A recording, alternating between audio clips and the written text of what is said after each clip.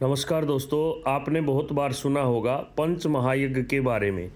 पंच महायज्ञ क्या हैं और इनको करने से क्या लाभ मिलता है, इस बात को अगर आपको समझना है, क्योंकि हर एक गृहस्थी की जिम्मेदारी है, हर एक गृहस्थी का कर्तव्य है कि पंच महायज्ञ हमारे घर में होते रहें। और जिस घर में पांच महायज्ञ होते रहते हैं वहाँ पे अनहोनी प्रवेश नहीं करती। आजकल आप देखते हैं घर में अनेक प्रकार की बाधाएं बार बार आती हैं, उनका निवारण जानने के लिए आज हम पंच महायज्ञ की बात करेंगे। अतिथि सत्कार के सहित पांच चीज़ें ऐसी कौन सी हैं जिनके करने से हमारे घर में सुख शांति समृद्धि आती है। आपको समझना होगा कि गृहस्थी के यहाँ बहुत सी ऐसी चीज़ें होती हैं जिनके करते समय, जिनको चलाते समय प्राणी जीव की हानि हो सकती है। तो सबसे पहला तो उसमें आपके घर में चक्की हर एक घर में है, अगर घर में नहीं है तो हम आटा लेकर के आते हैं। जब चक्की चलती है तो जीव हत्या होती है, पहला दोष लगता है। दूसरा, हर एक घर में सुबह सुबह लक्ष्मी रूप में झाड़ू निकाली जाती है।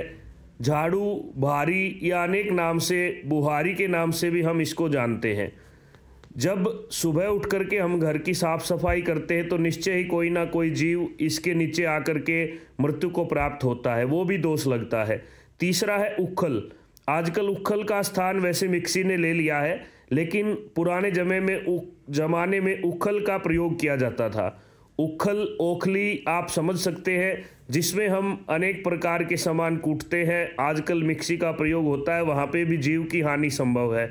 उसके बाद स्थान आता है पानी का, जहाँ से हम पानी का स्रोत रखते हैं, चाहे कुआं हो, बोरिंग हो या नल से आपके घर में पानी आता है। वहाँ पर भी बहुत सी जीव हत्याएं हमारे हाथ से जाने अनजाने में होती हैं। और उन दोषों को दूर करने के लिए शास्त्र ने क्या निवारण बतलाया है, और हर एक गृहस्थी को बड़ी प्रसन्नता के साथ इन पांच कर्मों को करना चाहिए।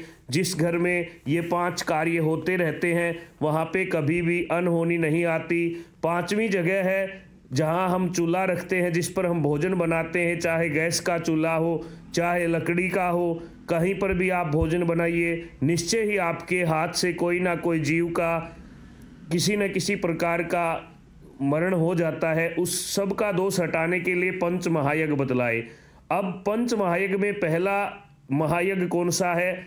ब्रह्म यज्ञ। ब्रह्म का अर्थ है ईश्वर की स्तुति उपासना करना। ईश्वर की स्तुति उपासना, स्वाध्याय भी हम इसको बोल सकते हैं। हमारे पास 4 वेद, 2 महाकाव्य, 6 शास्त्र, 18 पुराण की तस्वीर है।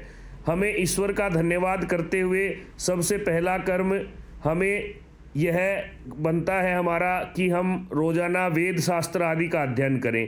दूसरा है हमारे पितरों के निमित्त श्राद्ध करें। श्राद्ध का अर्थ है पितरों के निमित्त कोई भी जल आदि देना। रोजाना चाहे आप 1 लोटा भर के पितरों के नाम से जल अर्पण करें। इसलिए पहला तो ब्रह्म यज्ञ है और दूसरा है पितृयज्ञ। इनको समझना बड़ा जरूरी है। तीसरा है देवयज्ञ।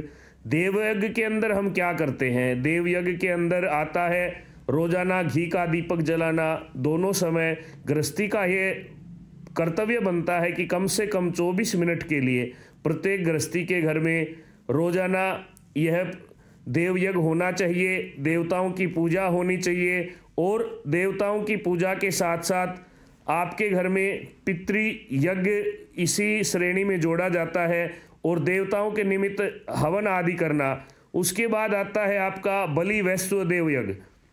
बलि वैश्वदेव यज्ञ में क्या होता है?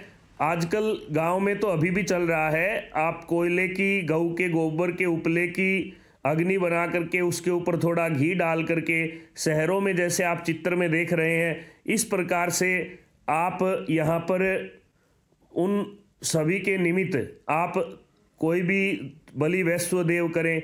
और 5 स्थान ऐसे हैं जहाँ पे गृहस्थी को रोजाना थोड़ा थोड़ा अन्न दान करना चाहिए। उसमें सबसे पहला है चींटियों के निमित्त आटा, दूसरा है कौवे को रोटी डालना, कुत्ते को रोटी डालना और गौ माता के निमित्त कुछ निकालना। और उसके बाद है श्राद्ध पक्ष में विप्रों के को भोजन कराना। और ये सब करने से गृहस्थी के घर में अनजानी होने वाली, अचानक होने वाली घटनाएं निश्चय ही समाप्त हो जाती हैं। यह 100% सत्य है, इसमें कोई भी संदेह न करें और इसको भगवान का आदेश मान करके आपको करना चाहिए। यही शास्त्र का वचन है और यही हम प्रारंभ से आपको इस तरह की बातें बता रहे हैं। और यथासंभव जैसा भी आपसे बने आप पंच महायज्ञ करें। पहला यज्ञ है देवताओं के निमित्त शास्त्रों का अध्ययन करना, ब्रह्म यज्ञ। दूसरा है श्राद्ध तथा तर्पण पितरों के निमित्त। तीसरा है देव यज्ञ, देवताओं का पूजन। चौथा है भूत यज्ञ, बलि वैश्व देव तथा पंचबली।